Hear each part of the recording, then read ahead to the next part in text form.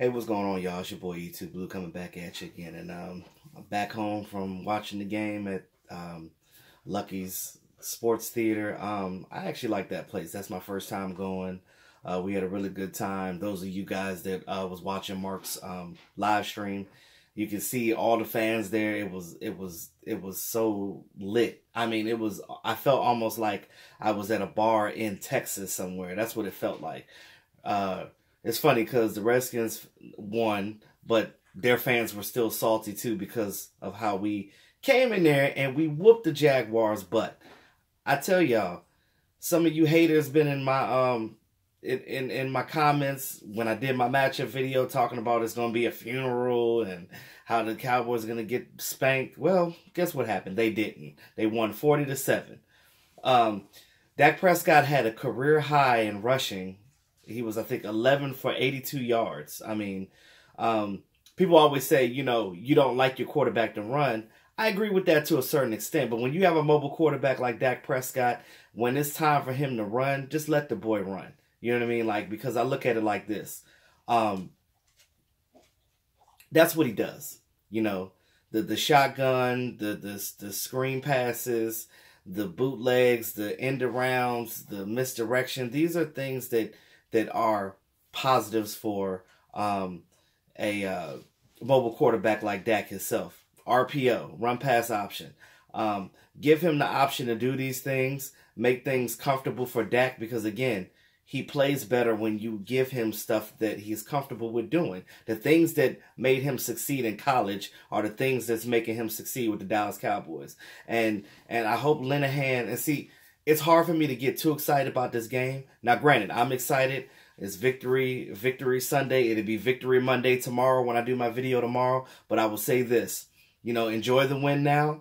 Get ready for next week with the Redskins. We're going to do our tailgating event at FedEx Field at the dumpster fire that is. Hope you guys can come out there. You know, I want to meet some of you guys that I haven't actually got a chance to meet yet. You know, so you guys, you know, seeing you guys in person is a little more personable than, you know, what we have right here, you know, just seeing us on camera and things like that. You know, I like to, you know, meet people and, like, you know, pick their brains, you know what I mean? But I look at it like this, you know, it was a great win. Nobody really saw it coming.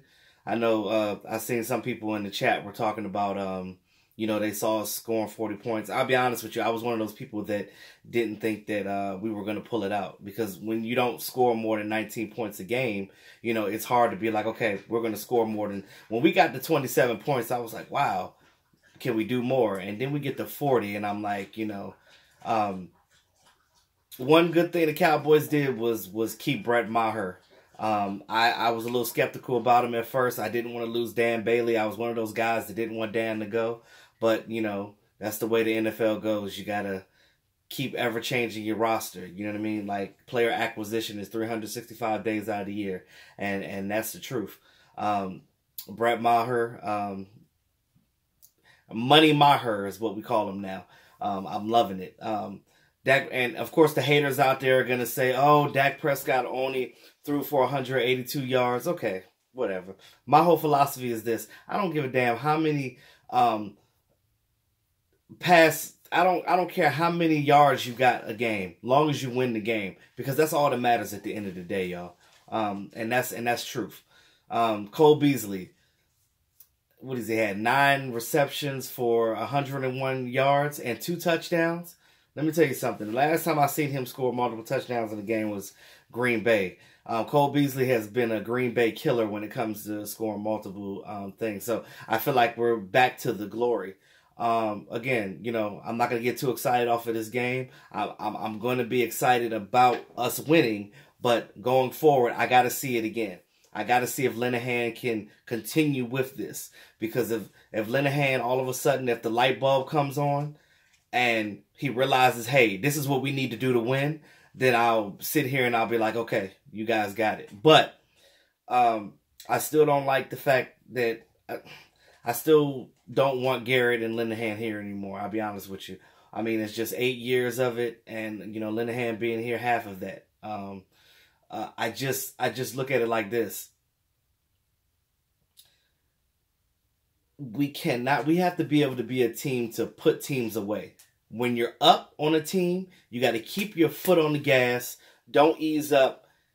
Don't make mistakes. Keep going forward, because I'm telling you, by doing that, teams, they can't do nothing. Too many times in the past, I've seen the Cowboys let teams come back on them. And I'm telling you guys, and I know you guys can contest to this too, the fact of the matter, watching the Cowboys play sometimes is like, I mean, you're just on the edge of your seat. I mean, because one minute you're like, then the next minute you're like, yay, because you don't know what they're going to do at any given time. It's like, you know, for those of you guys that gamble, I'm not one of those, but for those of you guys that gamble, like betting on a Cowboy game, it's like Russian roulette, because it's never a time where you're like, oh, they're going to win this game, because they're so inconsistent like that. You know what I mean? Like, but again, inconsistencies like that ends you with an 8-8 season.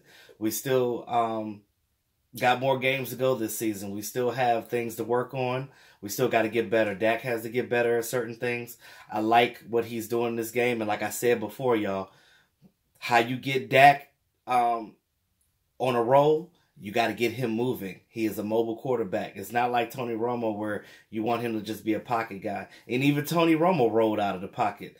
And he was good at his little signature spin moves. Ask J.J. Watt, he'll tell you. But again, Dak is mobile. He's young. Allow him. I don't mind Dak running, because Dak is not like how RG3 was when he was with the Redskins. Dak actually knows how to slide. You know what I mean? He knows how to get out of the way. And he's a big guy. It's not like, you know what I mean? Like I said, him and Cam Newton's measurables are like so similar to me. Like, you know what I mean? You got a big quarterback. You got a quarterback that's big as some linebackers in this league. So allow Dak to do that. That opens up the lane for Ezekiel Elliott, and it opens up the passing game. Again, like I said, it works hand in hand. It's all interchangeable. So, you know, I'm just looking forward with that, guys, and hopefully we get this win next week with the Redskins, because that'd be awesome. That is a rival division game, and you got to win that, and especially because we're all gonna be there at that tailgate. It's just gonna make the victory all more sweeter, y'all. It really is. I'm gonna enjoy this win. I'm loving the fact that we won 40-7. But again, the haters out there are gonna be talking. The talking heads are gonna be out there. Shannon Sharp, Skip. He gonna be like, but Skip. They beat a Jaguars team that blah, blah, blah, blah. I said, okay, Jaguars came in here, was supposed to be first in defense, right? Well, that narrative has changed now after this. That stat line, they're not gonna be first in defense anymore after letting us score 40 points on them. So that changes that. You know, nobody wants to give the Dallas Cowboys credit when they get it. Every time we beat a team that everybody thinks that we're not supposed to, they always find the flaw in that team and be like, oh, well, they're going to probably say that, oh, Calais Campbell got out of the game. They had some injuries out there. And that's how the Dallas Cowboys won. Nobody wants to give the Cowboys their shine. You know what I mean? It is what it is. Again, if Linehan keeps up with this actual play calling the right way that he's supposed to do, because you look at what we were doing in the beginning of the game, it's not like we did anything exotic. It's just fundamental football. We're so used to these dry plays and these drives just stalling. Again, I've said this before. Keep you need third and shorts. You don't need third and longs. You want to make sure that every yard counts. Get in there. Drive the ball, pass the ball. I love that pass, that back shoulder fade to Michael Gallup. It almost looked like Dez Bryant catching that ball for a second, like, and then you see that 13, you're like, oh, it's the rookie out there getting it. So, you know, I was always high on Gallup because but he's still a rookie, and it takes time for rookies to get into a groove in the NFL. But I think that what the Cowboys need to do is they need to trim this wide receiver group from 7 to 5. Find the 5 guys that you want to keep. Get them on the field so Dak can continue to focus on these guys so he knows exactly how to play with these guys. You look at Rico Gathers. Rico Gathers got 1 catch. He had 1 catch last week. It seems like they're slowly trying to get Rico into the groove. Now, you get Rico into a good little groove, I'm telling you, our offense is going to be potent. You got Jeff Swain that's right now showing and proving that he's the go-to guy at tight end. You know what I mean? Like, he's starting to be that security blanket for Dak. He's that guy that's him and Dak are gaining that rapport with each other. So you look at what we have with that. So there's a lot of positives coming out of this. But again, we still have things we got to work on. Jeff Heath with the interception. Byron Jones, I just want to say, best corner in the league. And this is why I kept saying before, like, you know, they were trying to put him at safety. That's not his natural position. You got to put these guys in positions that they are natural at, that they're good at, because that's going to help the player and it's going to help you get the win. Now, we all, you know, Jeff Heath has always been the butt of every joke, but you look at it like this. You limit Jeff Heath's snaps to 15, 18 snaps on defense, he becomes a player that can make plays for you. It just seems like every time we get interceptions, right, it's always Jeff Heath right there. He seems to be in great position when it comes to getting the interceptions. So, yeah, sometimes he gets bad angles and his geometry is bad and he misses a guy on a tackle here and there. I mean, it happens. I mean, ain't nobody perfect. But I've always been a fan of Jeff Heath. I've always liked him. You know what I mean? People give him so much crap, you know, coming from Saginaw, I think it was Saginaw. Yeah, coming from Saginaw. But I just look at where he is right now with this team, because again, he's a special teamer. He's that guy that can. He's just always in the right place at the right time when it comes to getting the interceptions. Now, like I said, you know, he's missed on tackles here and there. But I think that at some point we do need to get some more safety depth. Even if we go the rest of the season like this, make sure in the offseason we draft a guy or maybe get somebody in free agency. I saw something article that about Patrick Peterson that the Cardinals would trade him for a draft pick. We don't know what you would take for him. But if the Cardinals would take a second-round pick, I would actually give a second-round pick for Patrick Peterson. Why? Because at that point, you would have the two best corners in the league on your team with Byron Jones and Patrick Peterson. Think about that. Talk about shut down secondary. You get that. You get Patrick Peterson on this team with what we already have with our defensive line playing well. Malik Collins got a sack. Coming back from his injury, got a sack. Randy Gregory got a sack. You know what I mean? Like, that helps D-Law because, you know, D-Law's dealing with his shoulder labrum tear. So, and then you got David Irvin coming back in the game. This was a good game for David Irvin. He got 2 tackles, and he was in there frustrating guys. But you got to understand that they got to bring David Irvin back slow because he wasn't in off-season training much. He wasn't in training camp. And, you know, he was suspended for the first 4 games of the season. Didn't play the 5th game. This is his first game in. And, you know, you got to slowly ease him in. But again, having David Irvin back does help this defense tremendously to offset some of the injuries that we've been having. And I just look at that as a positive, y'all. Like, I'm optimistic about everything. And I want to keep everything right there. You know, what Jalen Smith said, clear eye view. As far as the linebackers, you know, Jalen Smith and Van Der Esch out there doing their thing. We should get Sean Lee back next week, maybe, depending on how his injury is doing. But I look at it like this. I think that regardless, I like Sean Lee on this team, whether he's playing or not, because he's that player's coach. He's that leader. Jalen Smith said it himself. Right now, Sean Lee is our leader.